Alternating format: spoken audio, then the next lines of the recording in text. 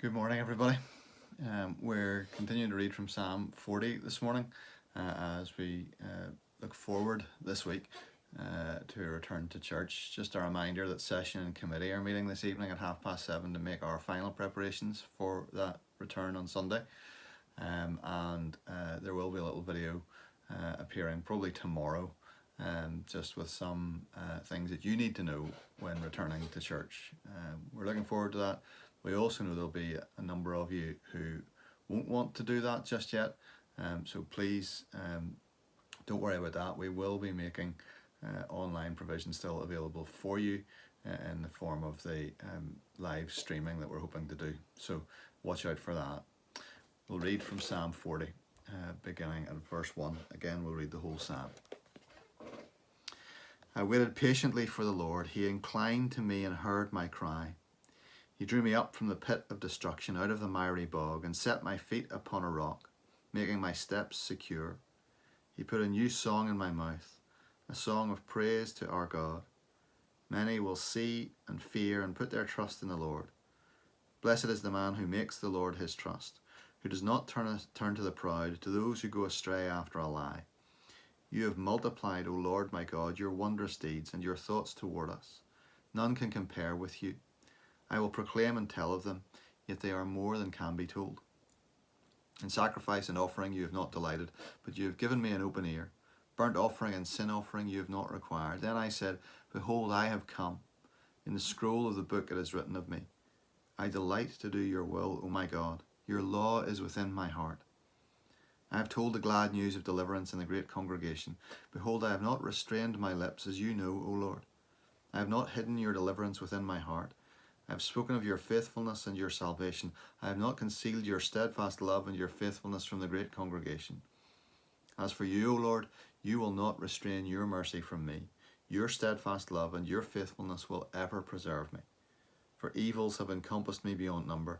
My iniquities have overtaken me, and I cannot see. They are more than the hairs of my head. My heart fails me. Be pleased, O Lord, to deliver me. O Lord, make haste to help me.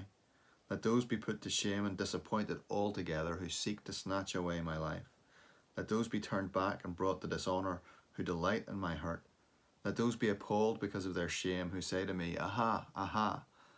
But may all who seek you rejoice and be glad in you. May those who love your salvation say continually, Great is the Lord. As for me, I am poor and needy, but the Lord takes thought for me. You are my help and my deliverer. Do not delay, O my God. There is no promise in Scripture anywhere of an easy life for the disciples of Jesus, for the people who trust in God. No promise anywhere, and there's no promise in this psalm of it. But there are promises of a firm place to stand in the early part of the psalm. Promise of a new song to sing, and promise of a great testimony to share of a God who has blessed us in amazing ways and in numerous ways. But nowhere is there promised a life of ease.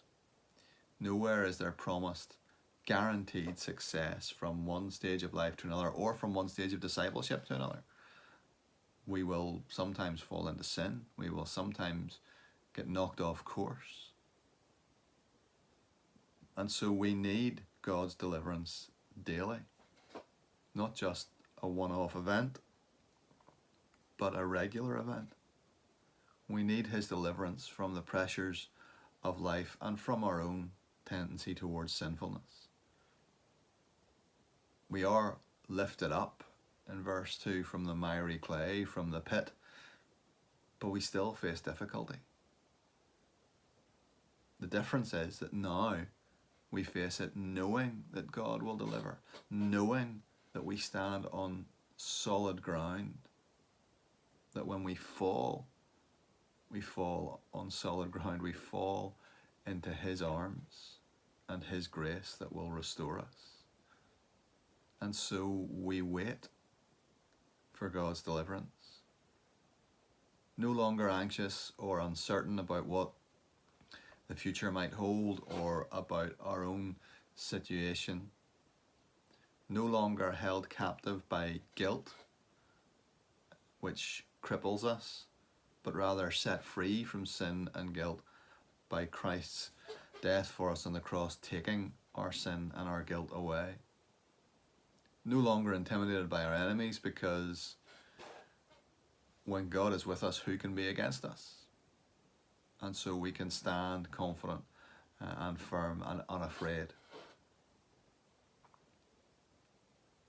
Our desire then should be ultimately for the glory of the God who has done this for us and in us. And our confidence is in the knowledge that we are in His thoughts all the time. Let me remind you of that as I read those last couple of verses again, because they're crucial. May all who seek you rejoice and be glad in you. May those who love your salvation say continually, great is the Lord. May they live to glorify Him, in other words. As for me, I am poor and needy, but the Lord takes thought for me. You are my help and my deliverer. Do not delay, O God. The Lord takes thought for me. The Lord takes thought for you. He's thinking of you right now. Whatever you're going through, whatever you're struggling with, whatever confusion exists in your life or your household at the minute, however unclear the future might seem right now, He's thinking of you. He knows what you're going through. He loves you, and He can be trusted to deliver you. I hope you know His love and His deliverance today, and that your confidence in Him will grow as the days to come. God bless.